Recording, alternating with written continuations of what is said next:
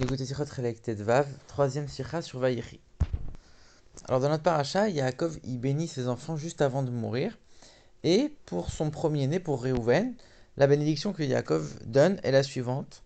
Il lui dit: Réhouven, tu es mon premier-né, tu es le début de ma force. Yeter Seet ve Yeter Oz, tu as le plus de dignité et le plus de puissance. Et après, il continue en disant: Paras Kamayim al Totar.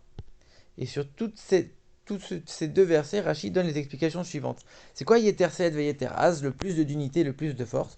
Il dit Yeter Seet, le plus de dignité, ça veut dire la prêtrise. Comme tu étais le premier-né, tu aurais dû avoir la prêtrise. Yeter Oz, c'est-à-dire la plus de puissance, tu aurais dû aussi avoir la royauté.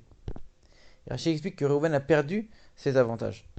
Pourquoi? Parce que, comme le verset continue, comme le verset suivant il continue, Paraskamaim, tu t'es dépêché, tu t'es énervé de montrer, tu t'es dépêché de montrer ta colère, tu t'es énervé très vite, et c'est pour ça que tu as perdu ces mérites-là. Al Totar, tu as perdu les Yeter Seet, Yeter Os, tu as perdu la dignité et la force que tu aurais dû mériter.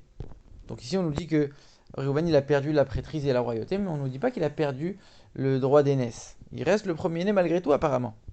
Alors il faut comprendre, c'est intéressant, pourquoi il a perdu deux et pas la troisième qualité.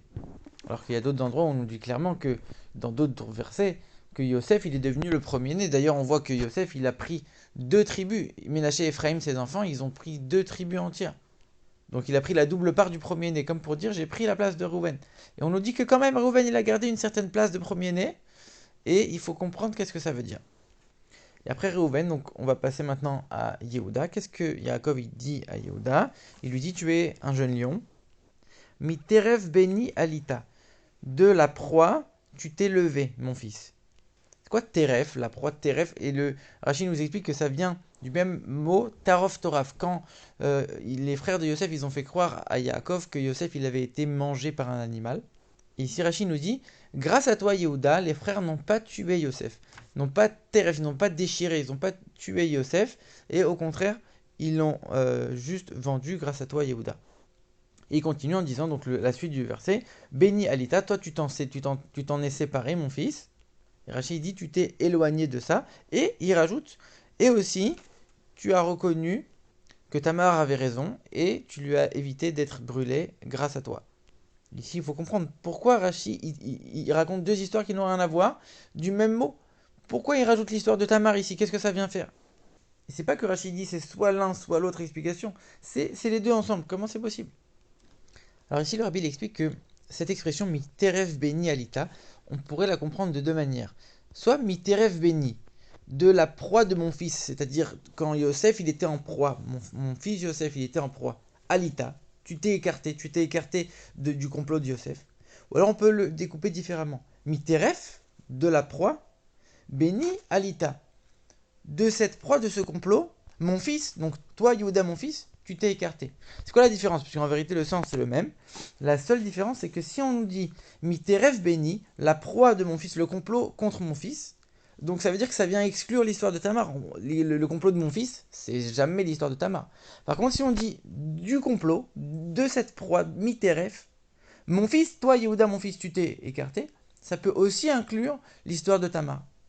Le rabbi dit, c'est sûr qu'on va comme la deuxième explication, puisque c'est beaucoup plus une louange pour Yehuda.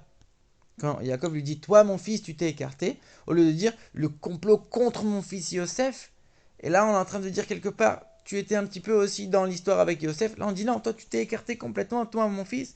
Donc ici Yaakov il est là pour faire une louange à Yehuda, donc c'est sûr que c'est la deuxième manière qu'il faut retenir, et donc on peut aussi inclure l'histoire de Tamar. Mais d'où Rashi il voit que c'est obligé de comprendre qu'il y a aussi l'histoire de Tamar. Ok, on peut aussi l'inclure, mais d'où Rashi tire que c'est sûr qu'on parle aussi de Tamar ici. Alors pour bien comprendre tout ça, le rabbi euh, il remet toutes les choses au clair pour que tout soit bien compréhensif.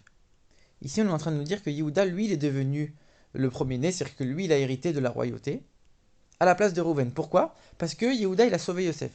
Mais quand on réfléchit bien, Reuven, lui aussi, il a voulu sauver Yosef, et même encore plus que Yehuda. Yehuda, il a dit quoi? Bon, venez, on n'a rien à gagner en le tuant, on va le vendre, et comme ça on va gagner un peu d'argent.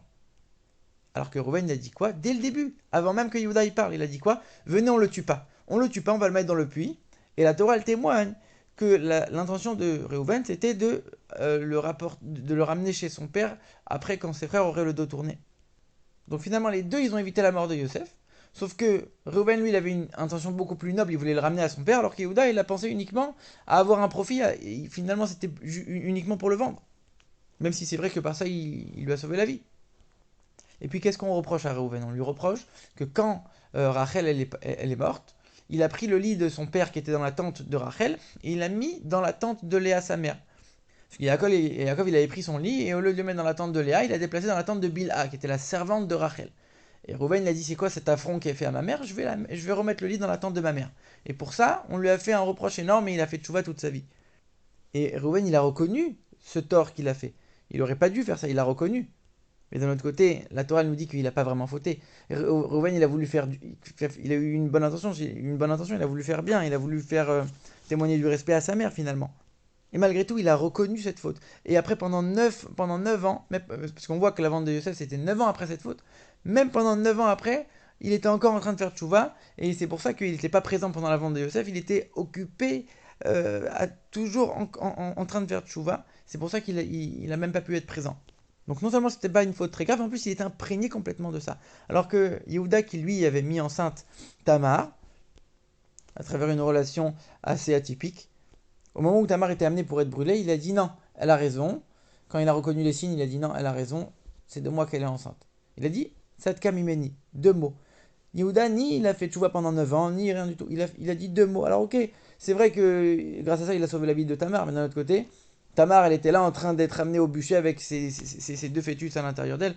Il était obligé de dire quelque chose. Donc quelque part, on voit que Yehuda, il a beaucoup moins de, de quoi prétendre à la royauté et à la prêtrise que Réhouven. Pourquoi on a enlevé de Réhouven pour donner à Yehuda? En vérité, la réponse, elle est dans la phrase de Yaakov. Yaakov, il lui dit, parce que tu t'es empressé de t'énerver. Il y a ce que tu as fait et il y a comment tu l'as fait. Alors c'est vrai que ce que tu as fait, c'était pas une tellement grosse faute, on est d'accord. Et tu as voulu bien faire, mais la manière avec laquelle tu l'as faite, ça c'était pas bon. Tu l'as fait de manière trop empressée et tu t'es énervé trop rapidement. Et le Rabbi explique c'est quoi la royauté et c'est quoi la prêtrise. C'est des fonctions qui sont tournées vers autrui. La royauté, le roi il est là pour s'occuper de son peuple. Il doit gérer les problèmes de chacun à l'intérieur de son pays et il doit mener le peuple vers les guerres, il doit se préoccuper des besoins de chacun de son peuple. Ça c'est le roi. Ensuite, il y a les prêtres, les Kohanim. Eux, ils bénissent le peuple, comme on voit dans la Birkat Kohanim, qui doivent avoir beaucoup d'amour pour le peuple, et c'est pour ça qu'ils les bénissent. Alors que le droit d'aînesse, le fait qu'on ait un aîné, ça nous concerne que nous-mêmes. Ça veut dire qu'on va avoir une double part dans l'héritage, et voilà, c'est tout. C'est quelque chose qui est assez égoïste.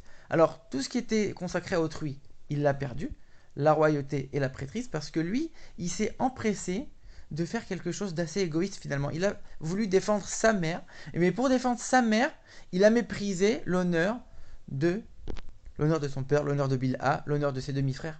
Donc ça veut dire que finalement c'était un acte qui était assez égoïste. Donc la royauté et la prêtrise qui sont dédiées à s'occuper des autres, automatiquement il les a perdus. Même si c'était pas une si grosse faute, mais c'était quelque chose qui montrait qu'il n'était pas dédié à autrui. Et après il s'est rendu compte qu'il a fait une faute, il a dit ok j'ai fait quelque chose de pas bien, même pour moi c'est pas bien. Et c'est pour ça que même la double part, le fait que il va avoir, le fait que qu'il y ait 2 tribus qui vont porter son nom, ça va être donné à Yosef et pas à lui. Par contre, il va encore une fois, il va rester, on va continuer à l'appeler premier-né, mais il aura perdu à la fois la royauté, à la fois la prêtrise et à la fois le fait d'avoir le droit à 2 tribus. Bien que sa faute n'était pas si grande que ça. Parce que ça dénotait un caractère qui était, si on peut dire, égoïste et pas assez tourné vers les autres. Et ça, on va le voir justement dans l'histoire de Yosef. Parce que c'est vrai que finalement, Reuven et Yehuda, les deux, ils ont dit on va pas tuer Yosef, on va le mettre dans le puits, on va pas le tuer, on va lui sauver la vie. Les deux, ils étaient d'accord. Seulement Yehuda, c'est lui qui a véritablement sauvé Yosef concrètement. Reuven, il a dit ok, on va le jeter dans le puits, après je viendrai, je le ramènerai à son père.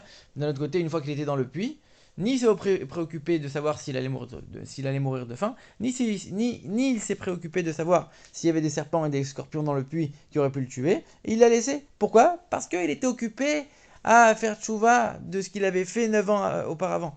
Donc ça veut dire que parce qu'il était occupé à sa propre tchouva, sa propre élévation, à son propre pardon, alors il a oublié son frère. Donc c'est vrai qu'il avait des intentions peut-être plus nobles que Yehuda. Yehuda il a dit on va le vendre, on va gagner quelque chose de lui. Mais concrètement, qui l'a sauvé? C'est Yehuda, c'est pas Reuven. Même si Reuven il avait des meilleures intentions. Et c'est pareil, Yehuda, c'est vrai que finalement il s'est pas étendu sur sa tchouva, il a juste dit Tamar, elle a raison. C'est vrai, ne la brûlez pas, elle a raison. Mais concrètement, il a concrètement sauvé la vie de Tamar et de ses deux futurs enfants. Donc c'est vrai que ses intentions elles étaient peut-être moins nobles que celles de Rouven, mais du fait que lui, il a concrétisé ces choses, concrétisé toutes ses intentions, il a fait en sorte de véritablement avoir un impact sur la vie des autres. Donc lui, il s'occupait vraiment du concret et de la vie des autres concrètement, Yehuda. Alors que Rouven, c'était uniquement sa propre tchouva, sa propre élévation, son propre pardon, et uniquement ce qui le concernait, donc ça restait assez limité comme qualité. Donc automatiquement, la royauté et la prêtrise qui sont dédiées aux autres, il les a perdus et c'est Yehuda qui les a récupérés. Le rabbi nous dit que l'enseignement de cette histoire, il est clair, c'est que il faut développer l'amour de son prochain, Avat Israël. Et on dit que l'amour du prochain, c'est toute la Torah, quand la Torah coula. C'est-à-dire que même si on peut penser qu'il y a d'autres qui vont avoir un niveau spirituel plus élevé que nous, si nous, on a un Avat Israël qui est plus fort, alors on est attaché à quelque chose qui équivaut à toute la Torah, donc c'est beaucoup plus puissant. Et on ne s'occupe pas uniquement de sa propre élévation et de sa propre spiritualité. On va avoir un niveau spirituel peut-être inférieur à certaines personnes, mais par contre on va être dédié aux autres. Et ça c'est beaucoup plus fort. Et ça on le voit exactement dans cette histoire, Reuven il avait une élévation beaucoup plus forte que Yehuda. Il a fait une tchouva extraordinaire, alors que Yehuda il avait des intentions qui étaient quelque part pas très nobles. Sauf que Reuven, à cause de ça, et ben, Yosef il a été vendu, il a été en Égypte et ça a entraîné le premier exil, l'exil d'Égypte, qui est la source de tous les exils, avec l'esclavage et tout ce qu'on connaît. Alors que Yehuda, il avait peut-être des intentions moins bonnes, mais d'un autre côté, lui, il a sauvé Tamar et en sauvant Tamar, il a permis de donner naissance à Péretz, qui est l'ancêtre de Mashiach, qui va justement lui nous délivrer de l'exil, tout le contraire de ce que Reuven avait entraîné.